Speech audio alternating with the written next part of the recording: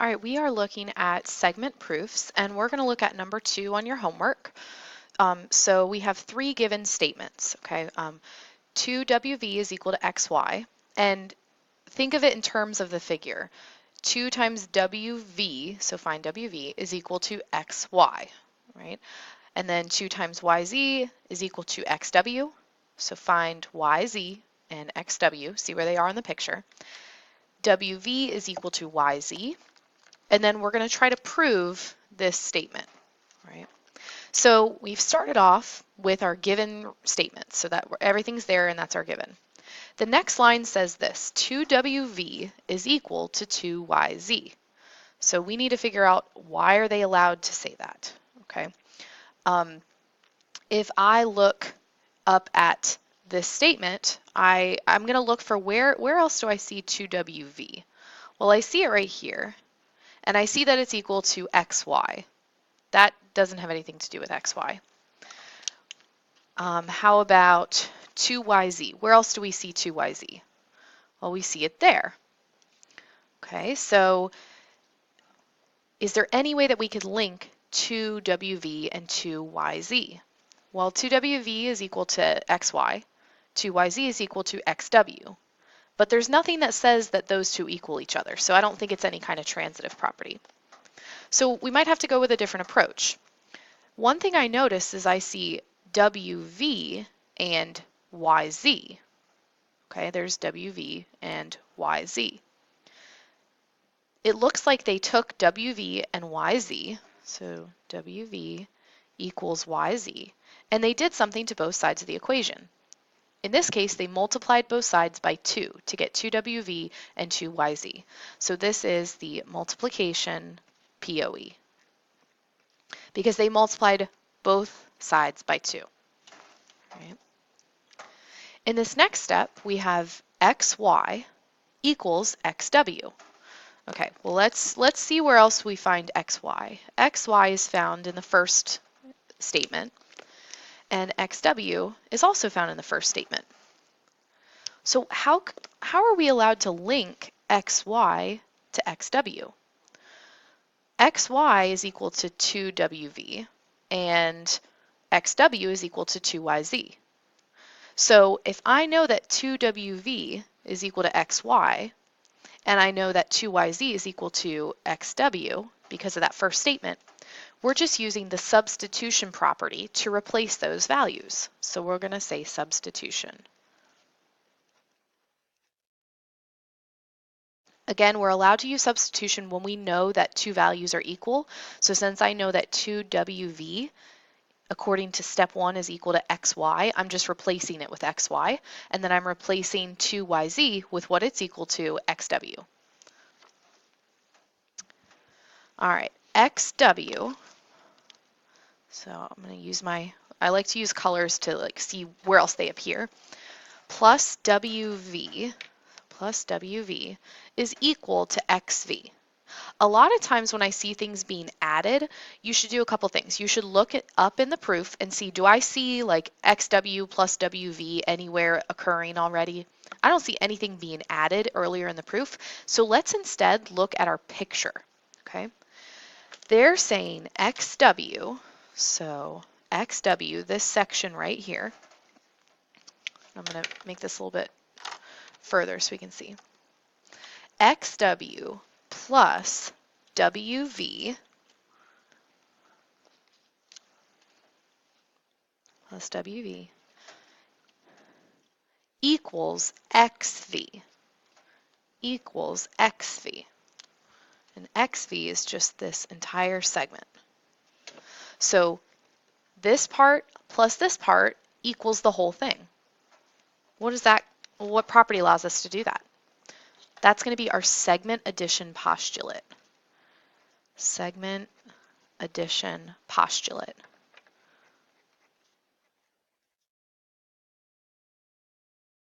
And if we check over here, xy, which we've seen xy before, so I'm going to use that color, xy, plus yz, so plus yz is equal to xz. And that again is the segment addition postulate. That's why segment addition postulate counts for both of these two lines. All right. xy plus yz equals xv. So where else do we see xy plus yz in the proof? How about right there? xy plus yz. In this case, it says that it's equal to xz. I'm sorry, xz. But in this case, it's equal to xv.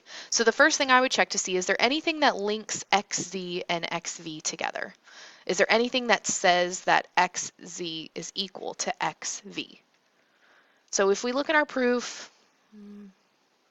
no, nothing says that. So we can't say that it's the transitive property. So we might have to go with a different approach. X, Y, Y, Z, and XV. So after looking at this, it actually took me a little while to notice what was changing or how these things were related. So it's actually going to stem from this right here.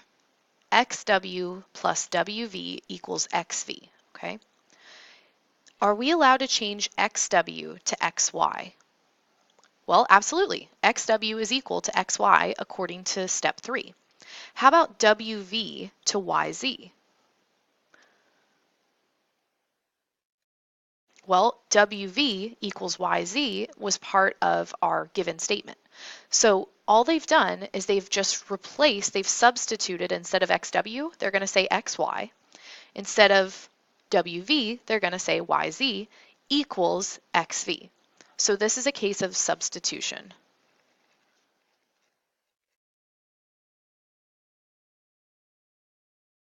And then their final step is to say that XV is equal to XZ.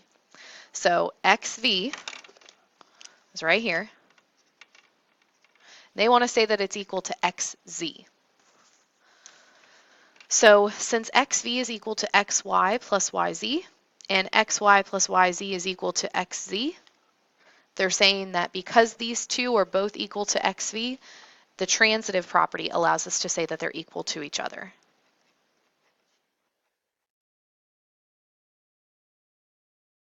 And it's the transitive property of equality. So I know this is pretty tough, but we'll go through another one to get the hang of it and get better at proofs every time. All right, let's look at number 3 together. So 3 has 3 given statements. It says X is the midpoint of UW. TV is equal to UW. So I'm actually going to mark that on here. So TV, so this entire length, TV,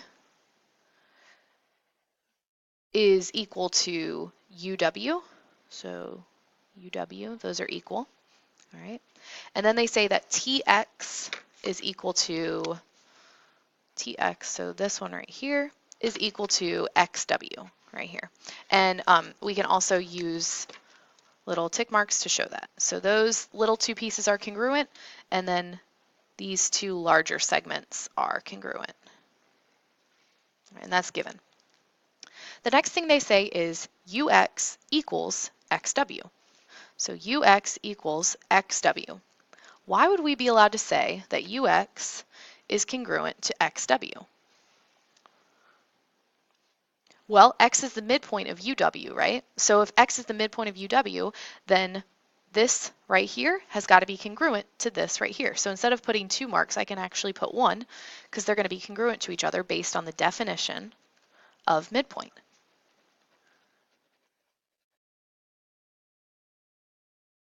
In the next case, we say UX, so UX plus XW is equal to UW. So UX, this part, plus XW is equal to the whole thing. Remember, anytime we see a plus sign, we should, right here, we should start thinking about, could this be the segment addition postulate? And it is. So this is segment addition.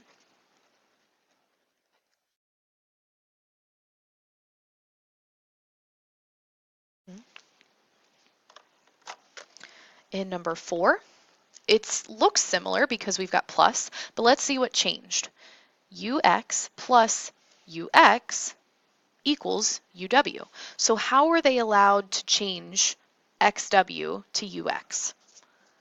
Well, it says in step 2 that xw is equal to ux, so this is substitution property. They just replace those values because in step 2 they say that they're equal. Then in the next step, they say 2ux equals uw. So they combined those two, and that's just combining like terms. We just say that's simplify.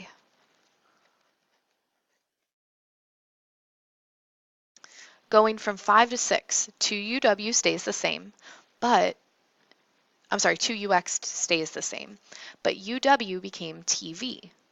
So is there anything in the proof that says uw and tv are equal? Yeah, absolutely. If you look at the first statement.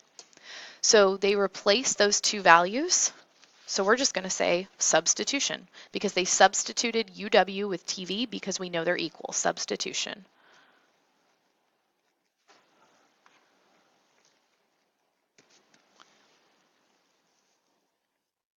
Lastly, ux equals 1/2 tv.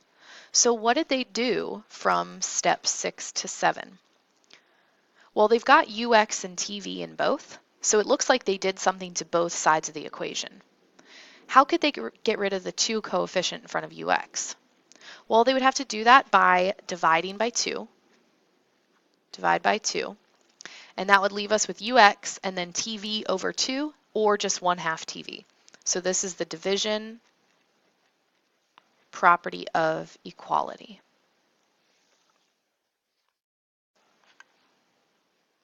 We're going to finish up with number 5. So we have given statements. S is the midpoint of RT.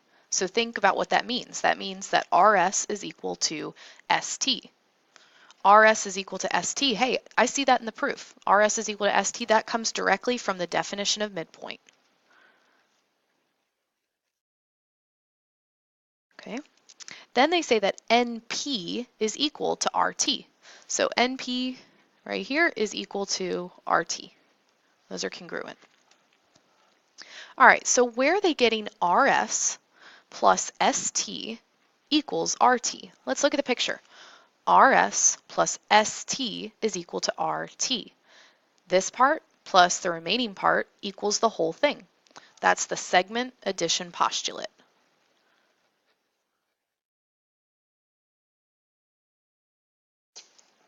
We already found out that the next part came from the definition of midpoint, since S is the midpoint of RT.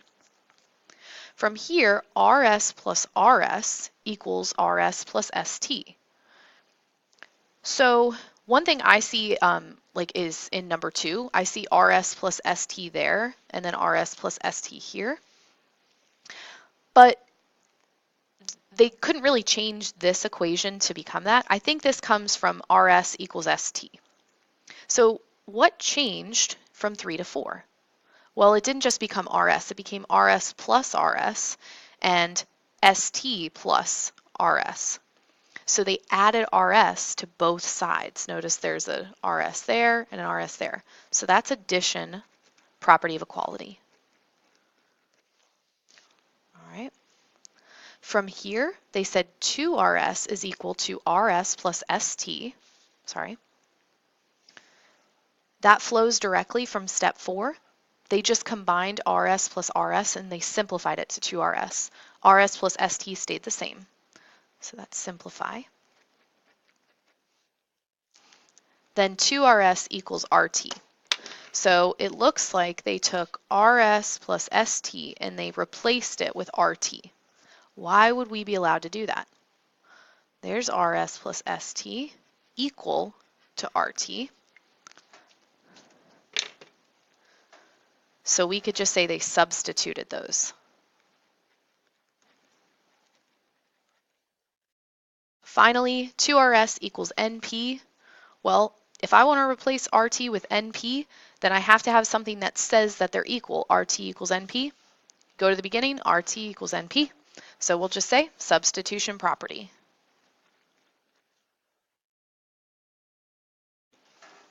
I know this stuff can be really challenging right now, but proofs are supposed to be a challenge. We're going to get better with each time we practice.